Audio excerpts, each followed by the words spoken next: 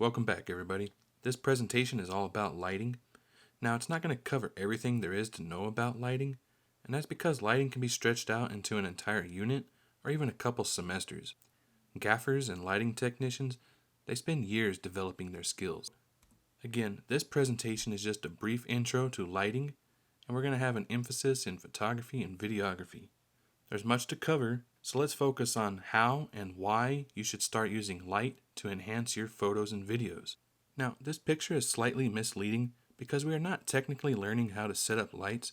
Rather, instead, we are going to learn about the importance of why using light in photography and videography is essential and how you can get started doing it. Alright, so before moving on, do you notice the soft boxes that are covering these lights? What's the purpose of that? Alright, so this is what's going to be covered in the presentation. We're going to talk about hard light and soft light. We're going to talk about natural light. We're going to talk about golden hour and blue hour. We're going to talk about white balance and temperature, daytime versus nighttime, and lastly, exposure and shutter speed. Alright, so let's go ahead and get into hard light and soft light. Now, both of these create different looks and styles, and so there isn't really one that is better than the other. Creators use both types of light. Hard light comes from a source that is far away, whereas soft light comes from a source that is up close. So for example, the sun. Even though it's powerful, it's still very far away. Alright, so we're going to come back to how sunlight can become soft light later, but for now, let's talk about this. Alright, now hard light intensifies these characteristics, and we're going to cover these terms more in depth once we start editing photos. But for now, here's a brief introduction to some vocabulary words that are found when editing photos and videos. Okay, so first up on the list is contrast. Now, tonal contrast variances are going to affect all of the terms below, and so let's talk about those. So highlights. Now, in hard light, highlights are going to be very bright. Just like a colored highlighter, when you highlight something in a book, you make it pop out by making it more bright. And that is exactly what hard light does to the highlights in your photographs. Next up on the list is shadows. Now, the harder the light, the darker the shadow. And hard light does create very distinctive hard shadows. Okay, now form. We talk about this in other classes, like graphic design. What's the difference between shapes and forms? Now, unlike shapes, forms are three-dimensional. Alright, so last on the list is texture. Now, visual texture, it actually looks like something you can reach out and feel. So by looking at this photo with the seashell, you can see the texture in it. And we know that we can't feel it, but it looks like you can. Alright, so let's talk about soft light now. Soft light reduces shadows and highlights. And so when you place a diffuser over a light source, you are essentially softening up that light. Now, we took a look at the photo at the beginning of this presentation, those soft boxes that were covered over the lights. That's exactly what this is doing. And so think of clouds as a diffuser that covers the earth like a photography umbrella. Soft light creates shapes, and shapes are 2D, okay? Forms are 3D. So I challenge each of you to try and find natural ways to diffuse light. Okay, so let's talk about natural sunlight, since going outside is one of the easiest ways to get good lighting. Now, sunlight is the most abundant light available, and it's free. Technically, light from the sun does change drastically throughout each day. And before we get too far in, let's not forget that weather directly influences light, especially that light that makes its way through to the Earth's surface. What time of day is the best time to go out and record videos or take photos? Until you fully understand lighting, I would try to avoid shooting at midday. We'll get into that in just a little bit. But the sun produces much better colors during the mornings and the evenings. Alright, so let's talk about golden hour. Now, all you gotta do is Google that. If you Google golden hour, you're probably gonna get plenty of info on it. You might even get a link to some of Peter McKinnon's coffee. Yes, he has golden hour coffee. Golden hour is so popular because during these times of the day, the angle of the sunlight spreads out all the colors across the color spectrum, and with the abundance of whatever particles are in the air at the time, it usually produces those rich golden colors that everybody likes. Now, the truth is, it is up to the artist to decide what they really want out of their photos or videos, and that choice or vision will determine what time of day is the best time to go out and shoot. Again, I would just try to avoid shooting at noon. Instead of wasting your time recording horrible looking footage, you should just go ahead and eat lunch like everybody else does. Now, if you don't like those golden colors, then maybe blue colors are more your style. This is probably the second best time of day to take photos and videos, and again, that's completely subjective, but blue hour is 1 hour before sunrise and up to 1 hour after sunset. Now, when you do go out shooting at different times of the day, you're going to realize that you get a lot of different types of colors. Well, you also get different colors of white. We all know that these pillars are white, but let's take a look at them. These pillars are actually not true white. So, what is true white? And how can you tell? Well, we know what true white is, and we can measure it.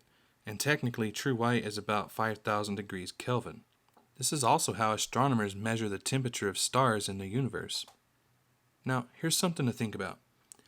Photographers can easily balance their footage in a fully equipped studio, but what about in the field?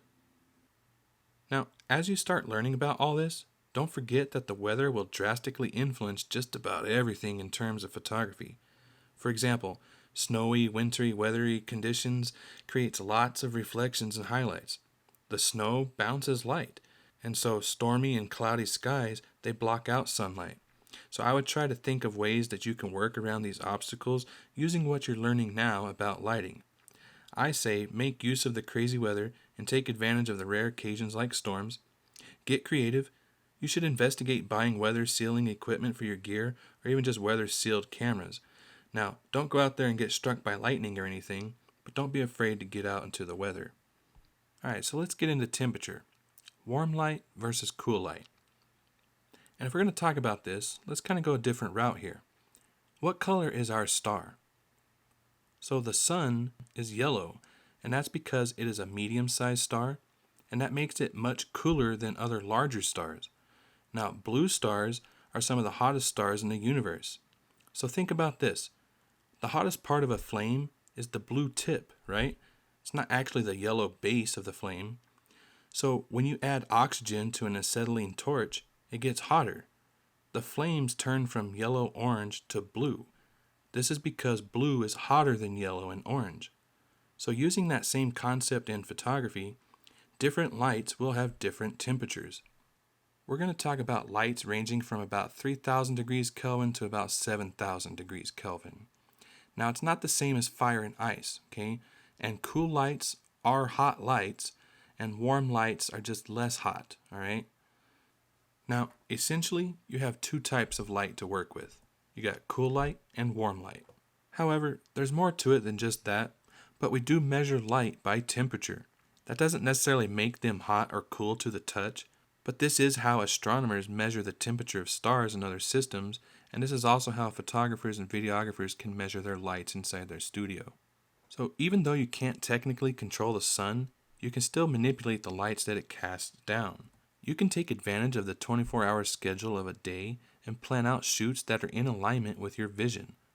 Daytime photos are pretty much straightforward, and so let's increase the rigor a little bit. When you're out there taking photos during the day, try pointing your camera into the sun. Maybe not directly into the sun, but let's test it out. You can create a lot of different effects like lens flares and silhouettes. Now with nighttime photos, on the other hand, they can be a little bit more difficult to manage. Moonlight in the night sky does illuminate the Earth's surface, but for beginners without a DSLR camera, I would focus on electrically driven lights like signs and neon lights. Alright, so let's talk about daytime photos. Silhouettes and lens flares are fun to create, but they can be a little tough to accomplish sometimes, especially if you don't have a pro-style camera. Nonetheless, I would like for you to point your camera into the sun. Even if it's just your cell phone, point it into the sun from various viewpoints and different angles, and let's see what kind of results you get. I guarantee you that the photos you create are going to look pretty cool. Now, until you do have all the other factors under control like camera settings and experience, you're going to have some learning moments that you need to go through first before you're going to start achieving anything near perfect. But I'm not worried about perfection right now, and you shouldn't be either. You should be focusing on learning the content and gaining as much experience as possible. Things like sun flares, reflections, glimmers, and shimmers, they're all going to happen throughout the day, everywhere you go, and so all you need to do is just start paying attention to your surroundings, and let's see what kind of creative sunlight photos you can come up with. Alright, so let's talk about daytime photos. Sunlight is powerful, and it can wash out your photos and videos with too much light. Understanding light that's produced by Earth cycles can lead to better photography. For example, Earth cycles, days, years, fall, winter, summer. You need to know all this because if you want to start taking better photos, well, it helps. For example, to take photos of the Milky Way galaxy, the Milky Way must be in alignment with you and your specific location on Earth at the time. Understanding cycles of our solar system is just an extra tool that photographers can place in their tool belt. And so if you're into low light photography, you're definitely going to need these tools for sure. If you have too much light in your photographs, don't forget that you can manipulate the settings on your camera. And if you don't have that option, you can always try to attach a filter to your camera lens. Alright, so let's talk about nighttime photos. Just because it is dark outside doesn't mean that there aren't any light sources available. Photography doesn't have to end just because the sun goes down, and so I hope this photo inspires you to take some different types of nighttime photos. And it doesn't have to be all about Christmas. So what other lights are there available at night? The moon does cast light onto the Earth's surface, but without being able to control your shutter speed, that light is probably not going to be intense enough for basic cameras. You're going to need some other light source, and so, speaking about the moon, what color is the moon? Moonlight is just reflected sunlight. Notice how reflecting light will soften the light? Because sunlight is hard light, remember? If the moon can reflect light, what else can? What else can you think of that you could use to bounce or reflect light? You could reflect light from different colored boards, reflectors, like silver reflectors, gold reflectors, basic white boards, etc. You could even use disco balls, light prisms, and all that stuff. This is where creative photography starts to come into perspective. So what could you do to enhance your creativity when taking photographs? Before you think that nighttime photos are easy, understand that low light conditions require knowledge of composition, lighting, and camera settings. This is where we're going to start to get into camera settings a little bit, and we'll definitely come back to these concepts soon to learn more about them in deeper detail. But for now, if you're trying to control light without actually touching the light source, you're probably going to have to manipulate your camera settings. Again, we'll talk about the actual settings in your camera later, but for now let's just introduce the terms and so that you can better understand the concepts in the long run.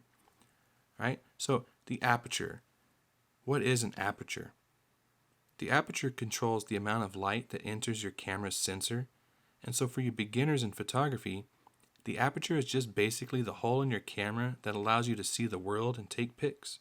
Now that hole is covered by a shutter though, and just like a security shutter that stores in malls use to pull down and cover up their doors when closing shop, this shutter door covers the entrance to the store with a protective shield.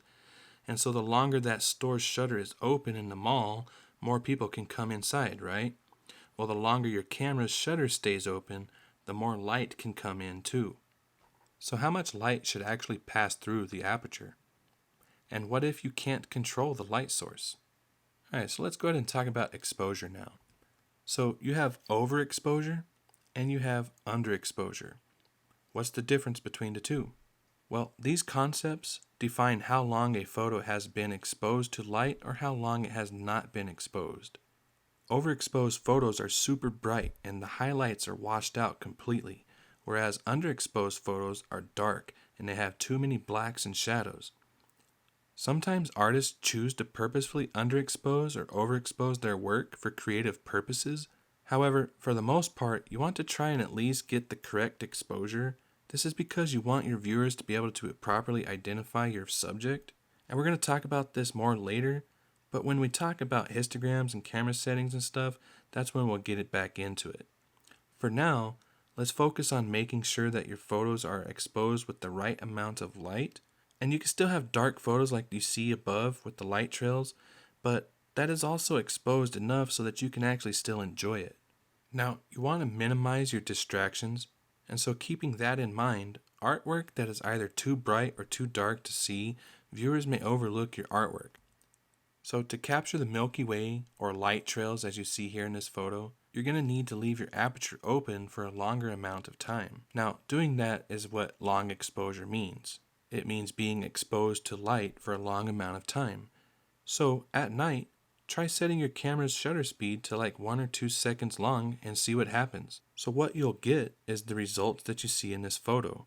The light trails from the headlights and taillights of vehicles on a highway. And you'll also see this, the smooth misty fog appearance that waterfalls produce. Now all of this is just movement. Movement of water, movement of lights, and it's captured motion. But it's captured only on a single frame, and your camera's sensor captured all that movement while the shutter was open.